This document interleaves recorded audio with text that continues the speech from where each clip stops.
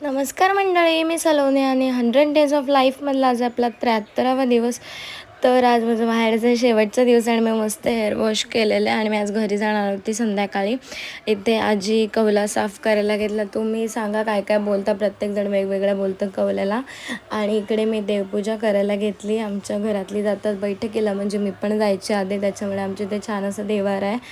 आणि त्याच्यानंतर मम्मीने स्पेशल मला घावणे केले गरम गरम सकाळी. आणि आजीची नेहमीची स्टाईल आमच्या साडी सुकत लावायची, ती नेहमी अशीच लावते. आणि मग हे बाबा आहेत ते शब्दकोडे सोडवत होते पेपरातून. खूप टॅलेंट आहे त्यांच्यामध्ये अजूनपर्यंत. मस्त मस्त काय काय रंगोली वगैरे पण काढतात छान छान.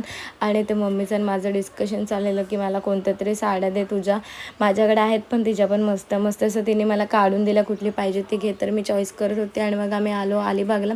इथे लॉन्ड्रीमध्ये साडी द्यायची होती, पण काय योगायोग लॉन्ड्रीज बंद. मग मी घरी आले, रिटर्न चहा वगैरे पिले आणि निघाली माझ्या रस्त्याला.